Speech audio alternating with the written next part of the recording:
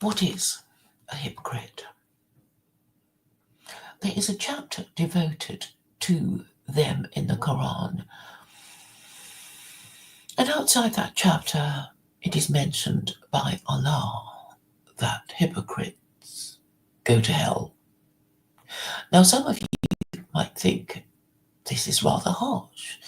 Now, while we know that there are 36 capital offences in the Torah, the fact that we would go to hell if God exists for being hypocrites is something we should be a little concerned about if we truly believe in the afterlife and the Abrahamic God who administers it.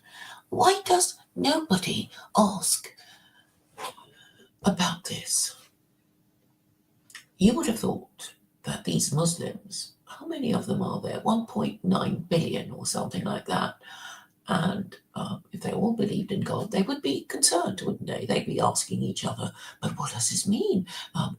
Doesn't this turn out to be even harsher than the Torah with its 36 capital offences? Because surely, well, not everyone would be guilty of crimes that attract the death penalty. Surely at some point in our imperfect lives we will be virtue signalling and pretending to believe in things we don't and saying things we don't mean in order to get what we want. Does this therefore mean that hypocrisy is, well, it's a disqualifying factor, isn't it? You're not getting to heaven if you've been a hypocrite, and I don't think it means that you are safe from hypocrisy if you are either a Jew or a Muslim. Well, I do listen to lots of sermons by Rabbi Mizrahi and other rabbis. I just haven't noticed anybody discussing hypocrisy. It's almost as if I better not talk about that in case I'm accused of it. Have I myself been guilty of a hypocrisy? I'm sure I have.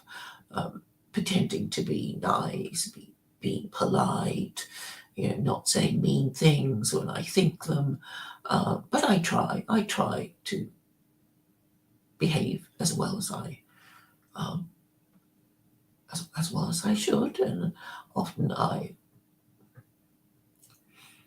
fall off the straight path. But anyway, the fact that I know I'm not supposed to be a hypocrite tends to make me more honest than I otherwise would be, because hypocrisy is about lying, isn't it? It is about pretending that you believe in things that you don't really believe in. And the most important thing is whether we believe in the Abrahamic God and the afterlife, because that is the most important belief that would affect our behavior in this life. The difference between people who believe in the afterlife and those who don't is that the atheist would be unable to refuse bribes, opportunities for no strings sex, and also be more likely to submit to threats, because if all you value is your current life, then it'd be very easy to bribe and threaten. It's only people who say that God will right wrongs in this life and the next that you think, well, I might just martyr myself because I believe that whatever injustice I suffer in this life, it will be put right in my next. So it's only when you believe that you will agree, you will willingly suffer loss of status, being cancelled, being deprived of social and employment opportunities for saying what you believe to be the truth. Is truth sacred? The answer seems to be yes and no. because for every rule there is an exception. So while we're told we must not kill, executioners would be killing, but their killing would be sanctioned by the state because it is done under um, legal authority, if not moral authority, if not divine authority. The executioner could say, well, I was only doing my job and somebody's got to do the job. Wasn't it? Because unless you want to get rid of the death penalty, so all kinds of questions would fall to be asked and probably not answered properly. So, what is the problem of hypocrisy? Why is it so bad that Allah actually says hypocrites go to hell? I think the reason must be that if you pretend to be a Jew, Christian, or Muslim, but you don't want to perform the religious obligations associated with your belief system, then you might as well not be a member of it. So there's no point being a Jew but saying, I don't keep the Sabbath, I don't even believe in God, but I'm a secular Jew. So that means that the Jew is, well, not, well, a heretic. Which according to the Torah should be considered dead to Judaism, because a non-observant Jew, a Jew who breaks the Sabbath, attracts a death penalty. So either you stay a Jew and are an observant Jew, or you lose Judaism, you don't call yourself a Jew anymore, and you are no longer a Jew, and therefore nobody's going to, point out to you that you're not an observant Jew, where you go shopping on Saturdays or football matches, or are clearly not observing the Sabbath.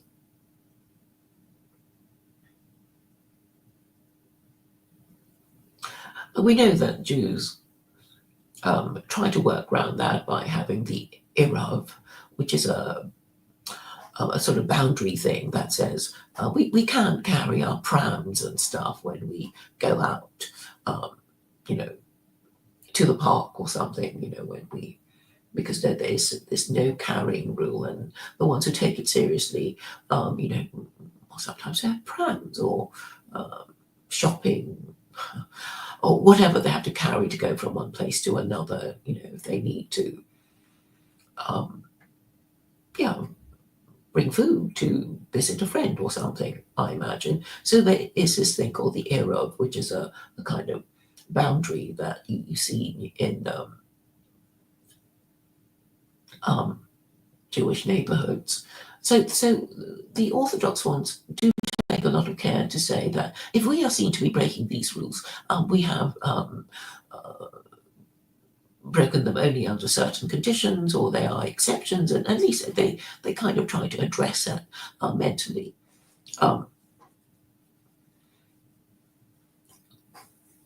So my point is that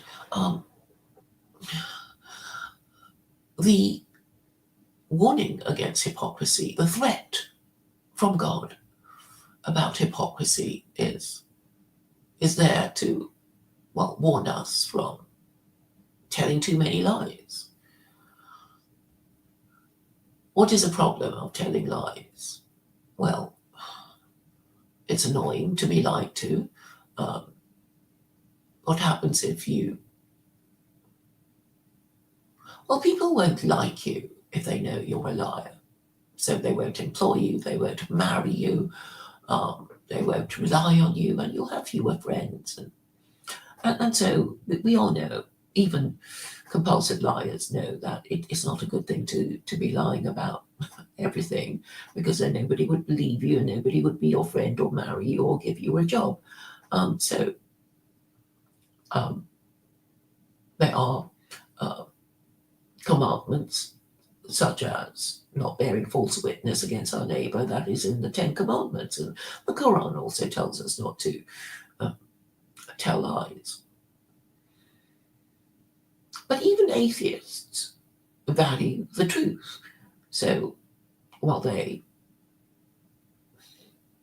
don't believe in God, they see that society would be a terrible place if it was okay for people to tell lies.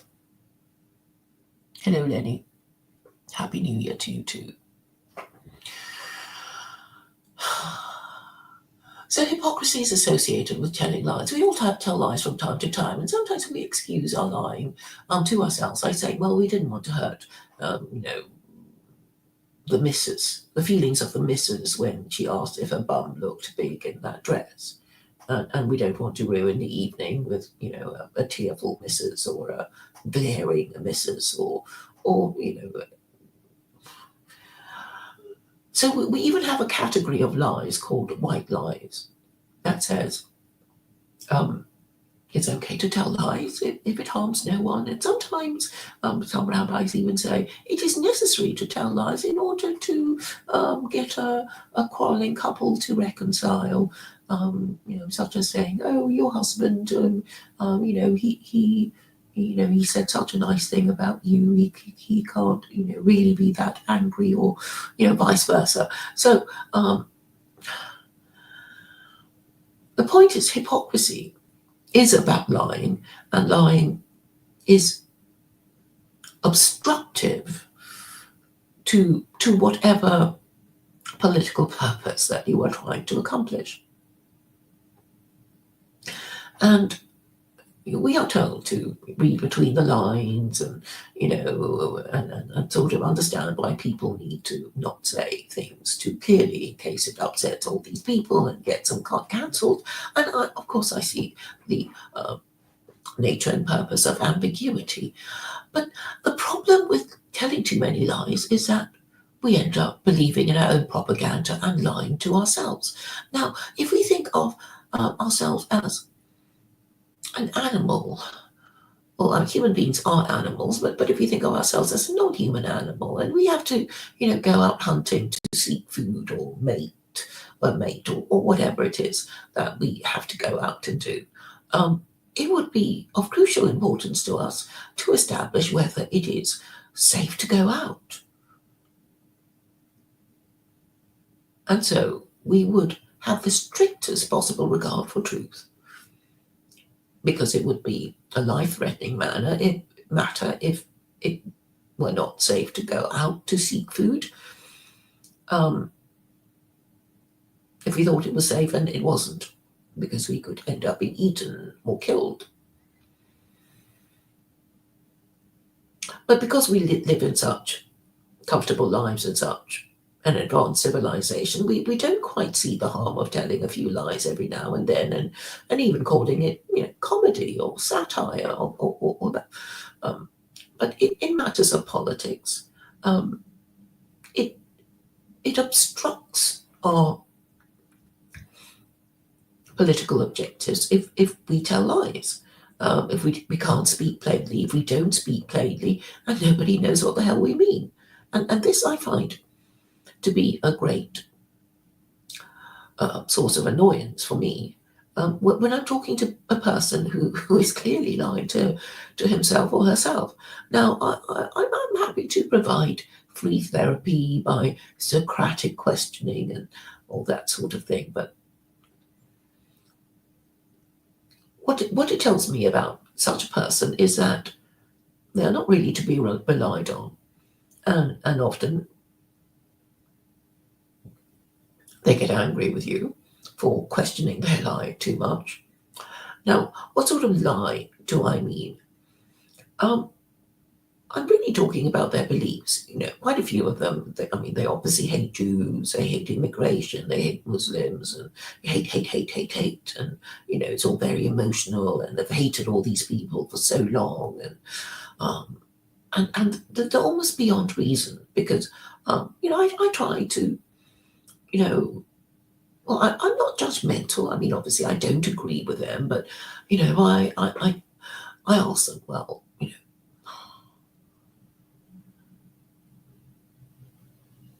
when did you start hating the Jews?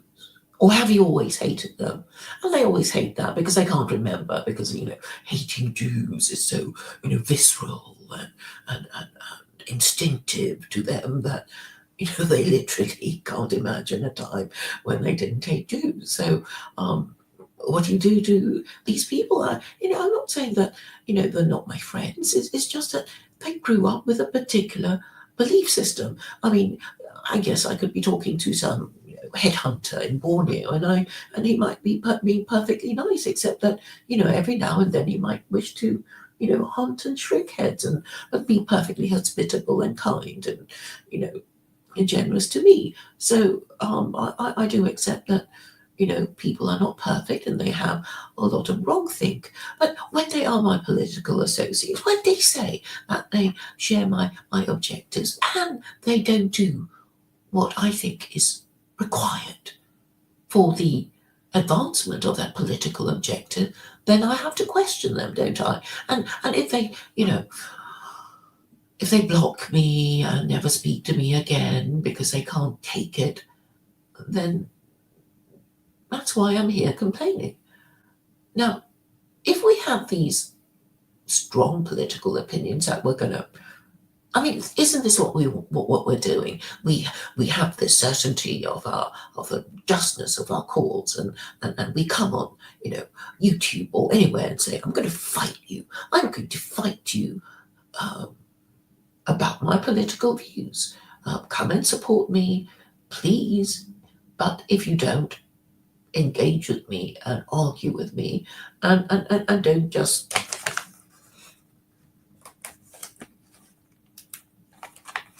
flounce out of the room and slam the door when I accuse you of anti-Semitism. Because if you really hate Jews, then you should be a proud anti-Semite and say, well, I hate Jews because of A, B, and C, and this is how I think they are guilty for all the ills that have befallen my wonderful country. That they single-handedly crashed and burned Christianity and crashed and burned liberalism, and now they're going to, whatever it is that you think that they've done to you and your ancestors and your civilization. And it's like, yeah, please, draft a charge sheet and imagine that you're this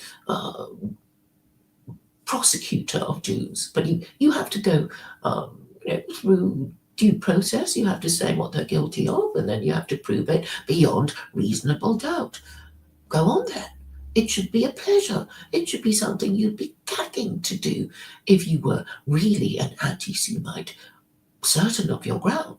And then you could, there's such a huge anti-Semitic community of anti-Semites and Nazis and neo-Nazis and all kinds of, and not all of them are white. Quite a few of them are brown people calling themselves Muslims, and quite a few are Chinese people are getting in on this anti-Semitism thing. So what's the problem? Why can't you, most of humanity, it seems, get it together to draft a charge sheet against these Jews?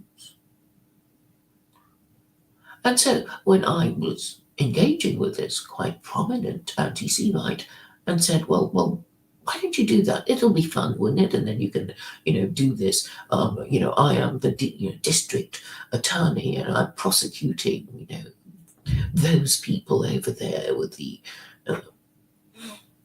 fill-in and the zit and the,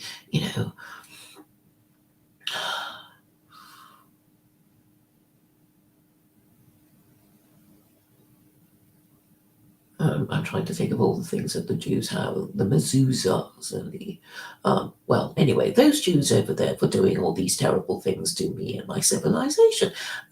But they don't want to do it. And they say, no, I'd rather not, please leave me alone. And I don't want to discuss this and, shit like that. It's like, well, if it's your entire position that the Jews are to blame, well, lay it on the line.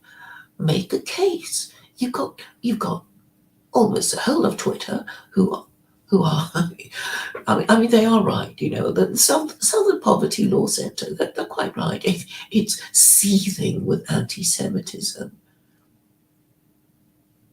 So surely you can find somebody who who is an anti-Semite and a lawyer. They can do it anonymously. They can just do a charge sheet and list all their crimes, and then invite a few Jews to their channel to answer the charges. I think that would be fun. I mean, that would be great content, and this is what I was suggesting, but nobody's interested. And this is what leads me to think that certain low status beliefs have become a sacred belief system for these low status people, of course. And I suppose these low status people sort of know that the moment they out themselves as an anti Semite, then, well, that's the end for them and their arguments. But I think they are being unprincipled. And it's like, I know all the signs, if you're saying you reject the no height laws, and then I ask, which ones? Which one of the 7 no height laws do you, and the answer is they may sound perfectly all right, but I reject them because they're Jewish.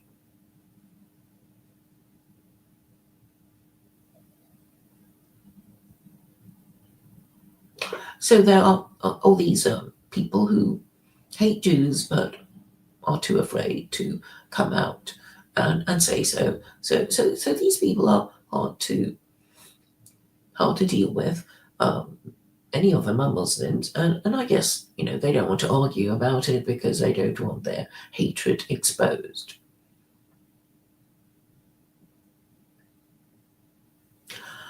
My view on Jews is that they are part of the solution as well as part of the problem, because many of them are also hypocrites.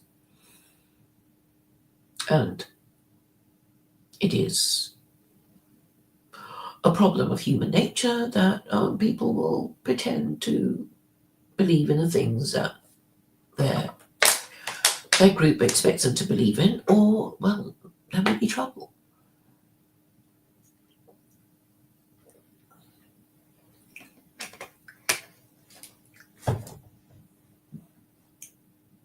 Sometimes I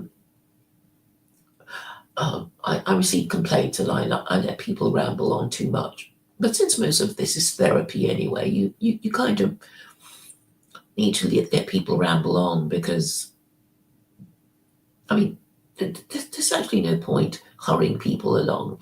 If they can't keep up with what you're saying, you have to slow right down till they understand what the hell you're saying.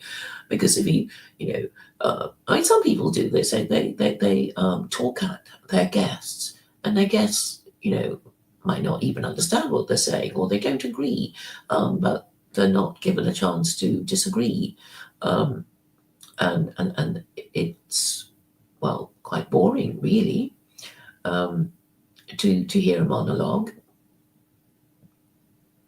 Now, back to the problem of hypocrisy, and why they should be sent to hell, because they are part of the problem. So there are all these Jews, Christians, and Muslims who say they believe all kinds of things, but they don't. And they don't, because they don't do what they are required to do if they really did believe what they claim to believe in. So Carol has blocked me and unblocked me and reblocked me. So she is the perfect example. I'm not saying she's a bad person. I know she's under, a lot of stress, and but I'm saying, look, you have to be able to argue about your beliefs, because really, however sacred they are to you, if they're wrong, you should change them, right? So yes, you can say you believe, you're a Muslim, etc., but there are Muslims whose status as Muslims is disputed, like the Ahmadiyas, and people who've been called heretics, and so if you really believe what you believe, you have to be prepared to argue for it. And I'm afraid with a lot of women that they're not, or if they think I still believe it, even if it's hard to prove, you know, and it's, okay. Vincent has done that to me too, because of his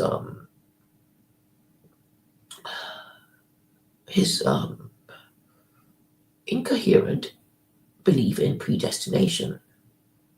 So he's talking about predestination as if it were obvious that predestination is true, in the same way that, atheists might say it's obvious that God doesn't exist because I don't see him anywhere, kind of thing.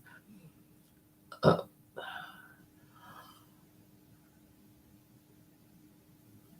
why is it important to really believe what we say we believe? Because if we don't really believe what we believe, then we're not properly believing in it. What's the harm of just, pretending to believe in stuff, to get the protection and dignity of being a member of a religious group that, you know, just because religious groups are the most powerful groups in the world. Lots of people do that in order to, you know, marry someone or get a better job and, that sort of thing.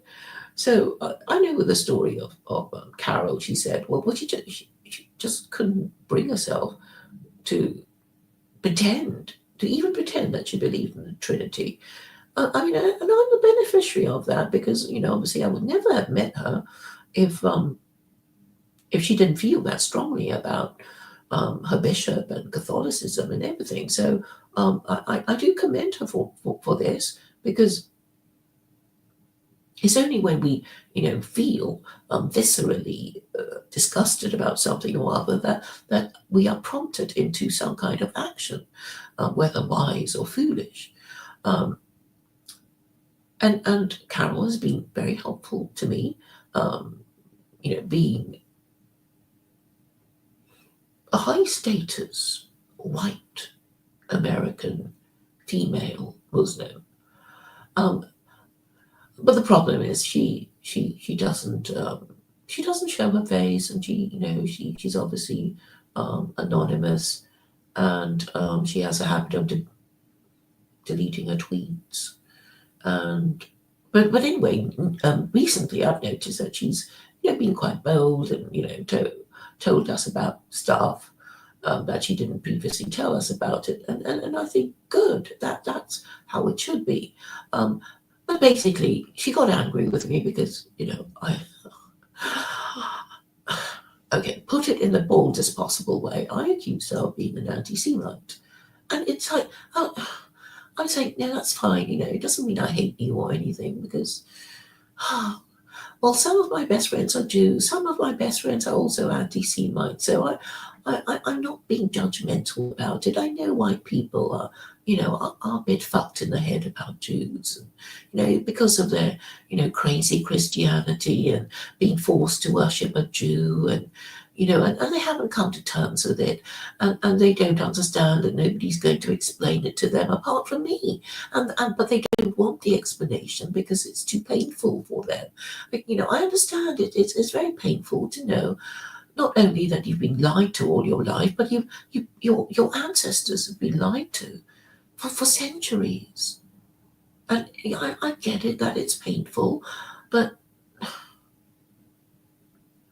it's only that when you realize, when you accept that you are ill, only then will you seek a cure. So I'm saying your political system is wrong, and it's failing, and it's failing, but you're kind of just rearranging the deck chairs.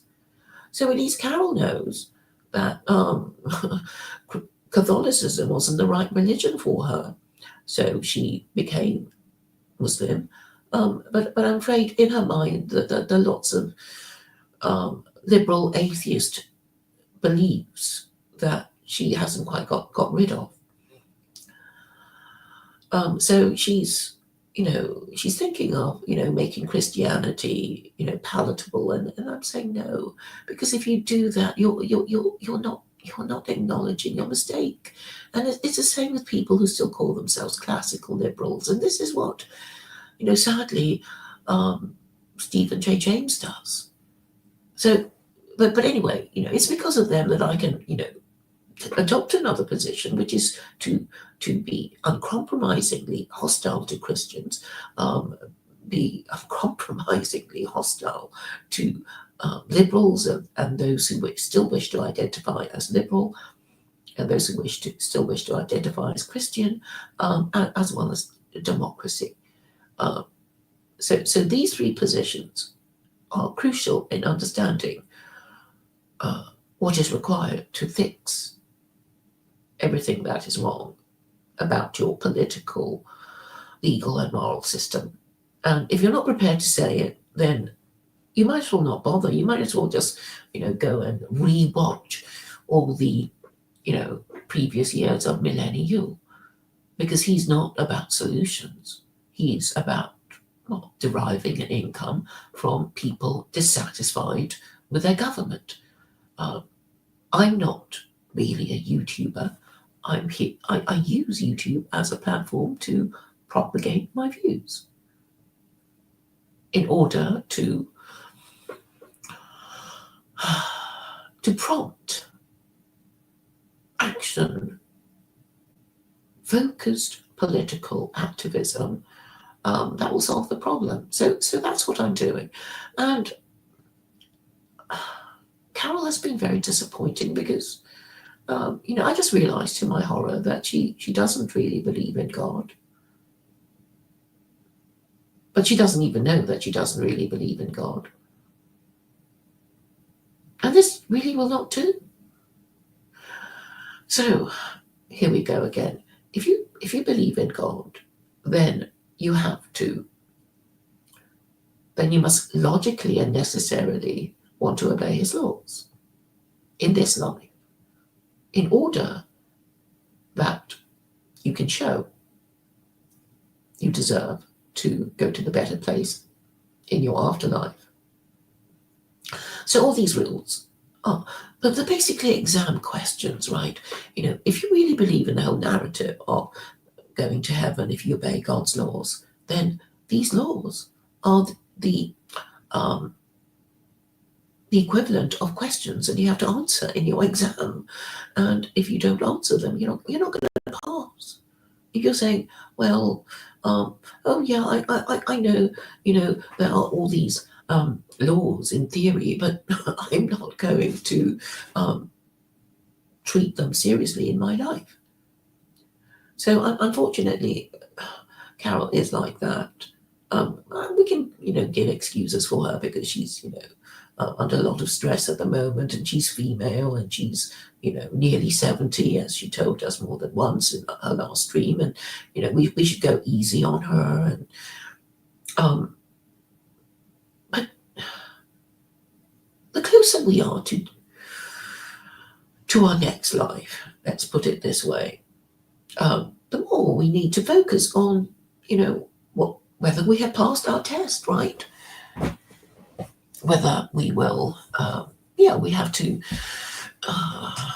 ask ourselves, did we, on the whole, acquit ourselves well enough in our lives to pass a test? And if not, what are we going to do about it? Are we going to say sorry? Well, we have to acknowledge that we're wrong before we can say sorry, right?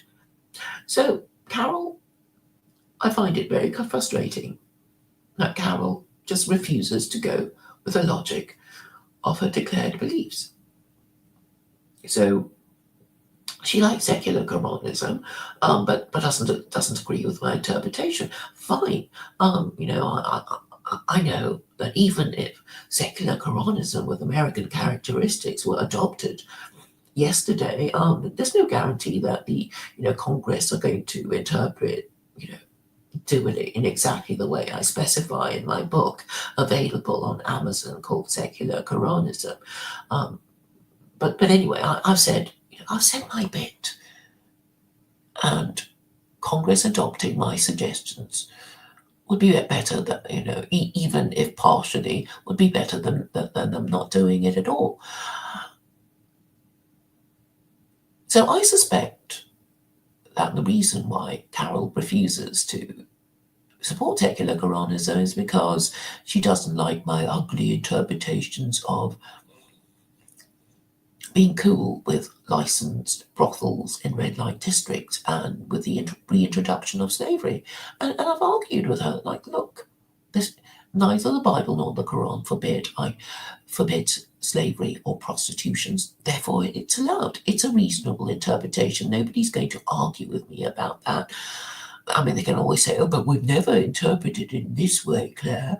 They could say that, but I'm saying, and my answer would be, and that's why your civilizations, your caliphates have crashed and burned, because you just did whatever the bloody hell you thought you wanted to do, and you thought, that there would be no consequences, and you have already seen the consequence of not sticking to the four wives max rule, not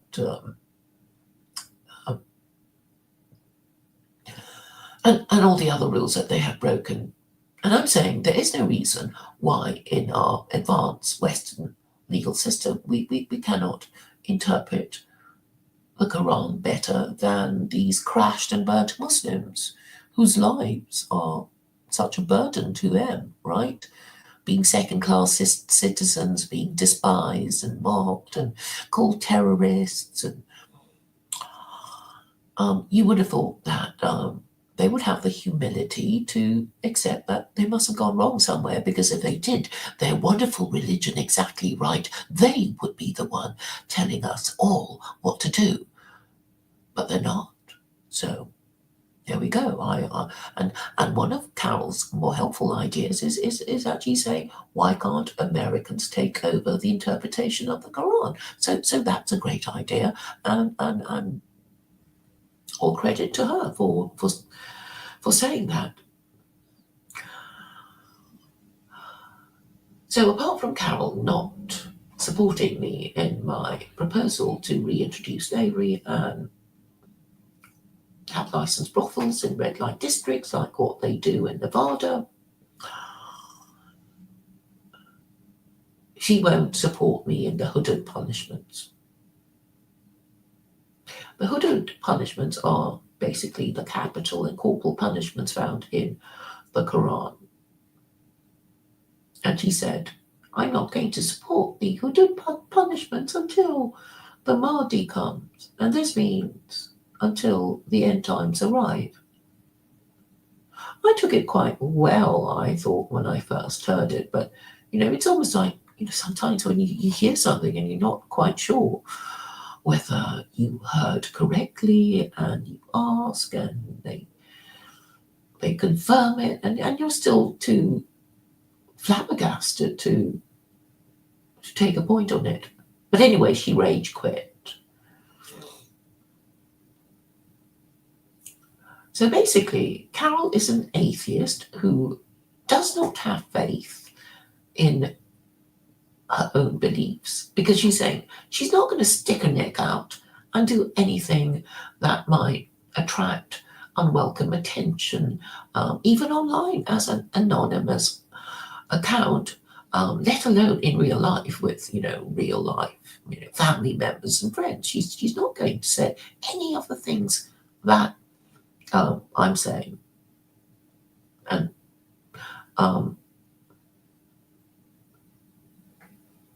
I think most people in my friendship and family circle, okay, I'm not going to lie to them, right? I'm not going to lie to them about my beliefs and my opinions if they ask, and I do make a point of not being strident in polite society with mixed company. But if I'm asked, I'm not going to prevaricate on what I think would work, because it's pointless. What's the point of taking two entirely different positions when I'm online and in real life, or I couldn't face myself. So what I found so shocking about Carol's revelation that she's not prepared to support any of the hudud punishments until the Mahdi arrives, which means when the world is about to end, when she's absolutely sure God exists. Only then will she support the hudud laws. But she's not the only one. I mean, I know people who said, I support the death penalty in practice. Oh, but our government is so corrupt and blah, blah, and blah, blah. And I couldn't do it because, all the wrong people would be, executed wrongly because, of miscarriages of justice. And I said, yeah. So that means we'll just never do it, right? So how are we to deal with the possibility of miscarriages of justice that cost somebody his life? We should obviously prevent the miscarriages of justice, but if these did occur, we are actually obliged to believe, if we believe in God, if we claim to believe in God, that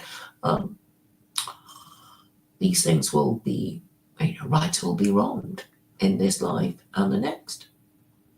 Because that is essentially the purpose of faith. It's possible that even atheists and agnostics can believe that things will turn out well after all. And that is really the essence of faith. And, it's only logical to firmly believe that if you believe in the Abrahamic God who is capable of rewarding good and punishing evil in this life and the next, then it becomes logical to believe in it. And this is how the system works. Sadly, Carol is always saying no because she's afraid. And it's like, okay, she is, nearly 70 and is going through a lot of stress and maybe doesn't know her own mind. She's not the only one, and maybe I was being a bit sexist in saying that because a lot of these people whose thought processes I complain about are men. So they refuse to go through to follow the logic of their stated beliefs, and this reminds me of a documentary by Michael Cockrell about Enoch Powell, and Ian MacLeod was laughing at him. And I want to quote the words exactly.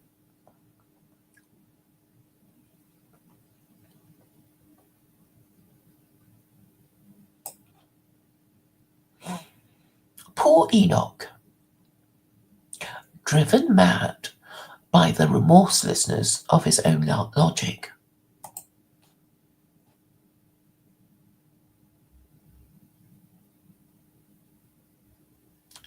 That was what Ian MacLeod said about Enoch Powell. But anyway, what Enoch Powell did was, well, he made the sacrifice. He said what he believed to be the truth, and he is remembered. So I guess there is life after death, in a way, for Enoch Powell, because he showed by his actions that he really believed in what he was saying, that all the predictions in his rivers of blood speech, etc. He really believed it, and he made the sacrifice, and because of his sacrifice he is remembered. And those who talk out of both sides of their mouths and they claim to believe but won't do the right thing, is it right that these hypocrites go to hell? I think so, because when God condemns idolaters, he's saying, if you want to practice your idolatry, you will be depriving yourself of being rightly guided by the Quran. And bad things will happen to you because you're not rightly guided. You will suffer. You and your people and people like you are going to suffer because you'll just be making all those unnecessary mistakes that you wouldn't make if you were being rightly guided by the Quran. And the problem with hypocrites claiming to believe in God, who are Jews, Christians, and Muslims, is that they might as well be idolaters, right? What's the point? It's like you have this book, you're supposed to follow it. It's a roadmap, it's a recipe book, whatever. And You don't read it. You never read it. And everybody complains about, you always arriving late because you keep getting lost, but you can't be bothered to read your roadmap, assuming we don't have, GPS, and you keep cooking and your dishes are crap because you don't follow the recipe. So, I mean, what's the point? Isn't it more unforgivable that you actually have the means to prevent all the bad stuff from happening, but you don't you don't do it, you don't use it. You are paying the opportunity cost of not being rightly guided by the Quran. And you're a Muslim, and you claim to believe in God, but you don't follow the logic of your beliefs.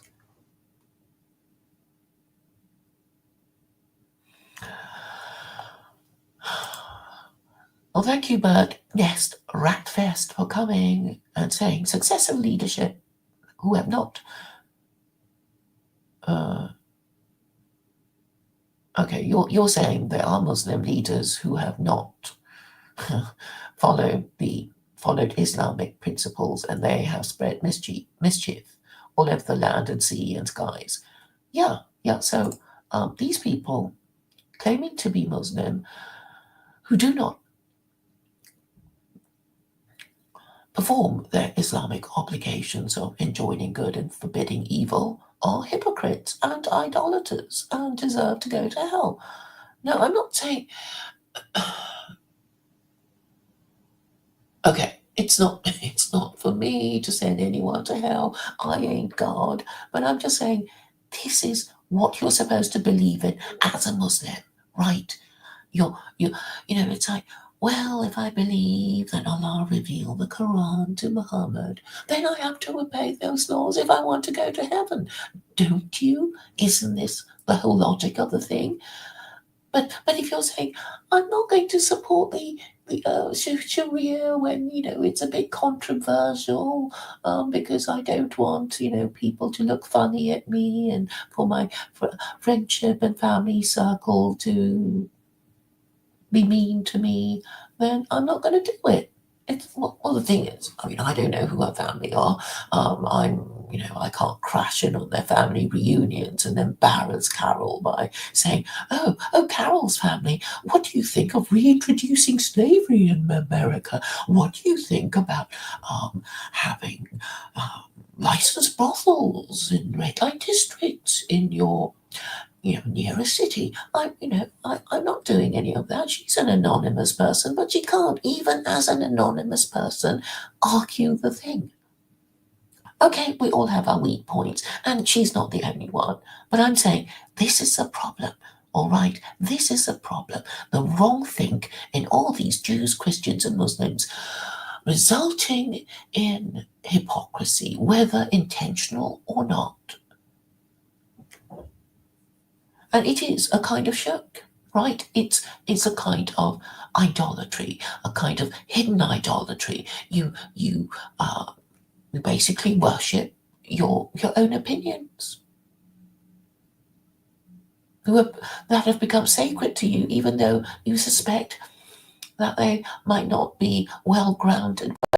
You don't want to argue about them in case you lose the argument. I think that's basically it. So on the question of Jews, I basically said, if you want to make secular Quranism happen, you have to push the Jews, right? Because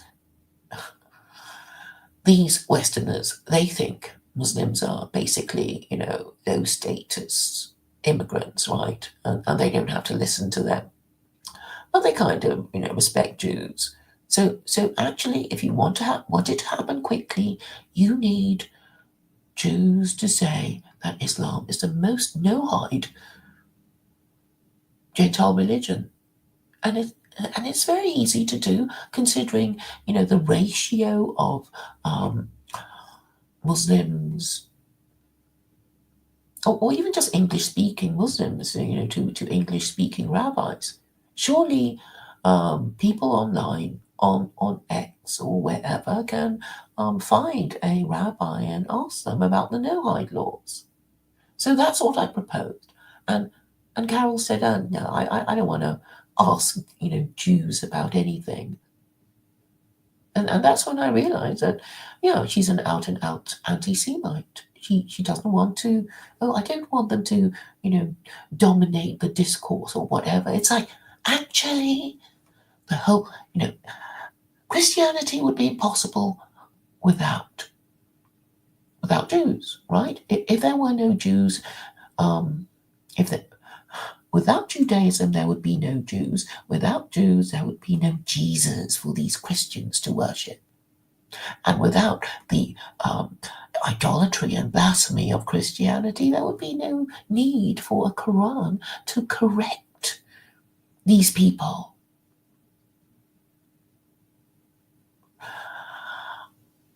I still find it astounding that I'm the only one saying that. And all these Jews, Christians, and Muslims are looking the other way and pretending not to know what I'm talking about. So I'm saying the problem is easy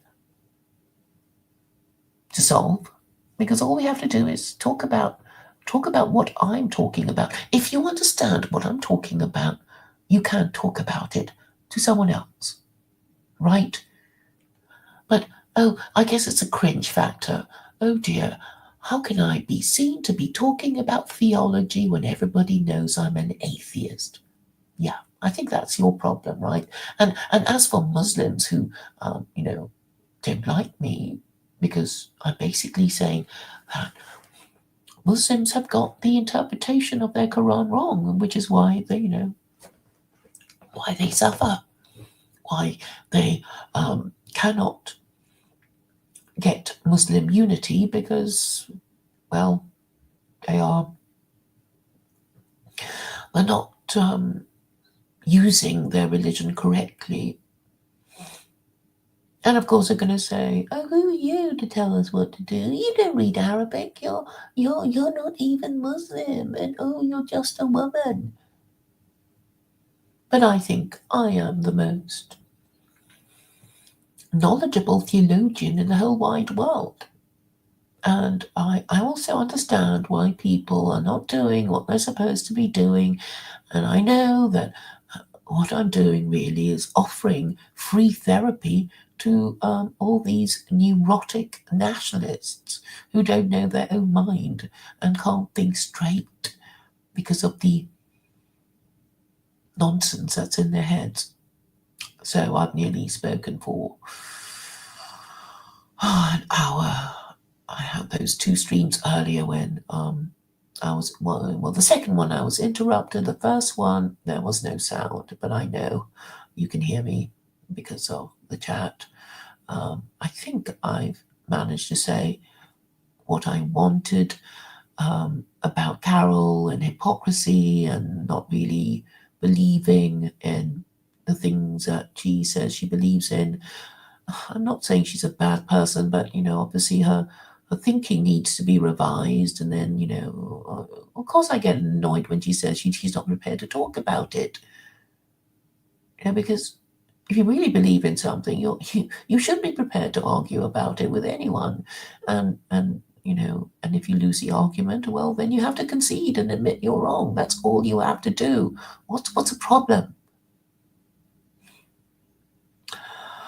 So later today at 7 p.m. GMT, I will be on Khalid Safir's channel discussing polygamy. And it should be a simulcast. So as you can imagine, I do have a lot to say about that. In support of polygamy, actually. Which of course I have to support if I'm a secular Quranist, right? I mean, I can't be saying, "Oh, I support this verse of the Quran and that verse, oh, but not that one." I mean, that would be crazy, right? Because then I wouldn't be giving you a true, an accurate list of the commandments of Allah. I would just be giving you my favorite verses. So my methodology, I think, has more integrity than the methodology of all these Muslims with 1,400 years of history. And I'm prepared to argue with any of them about it, and that's why they all avoid me like the plague. They already know what I think of them and their interpretation of their own book. They have corrupted the Quran, and now they're saying, well, the Hadith is sacred. What we've done is sacred. No, what is sacred, if you believe in that sort of thing, is the Quran. And the Quran remains fair enough, but not the Hadith. Thank you for your attention.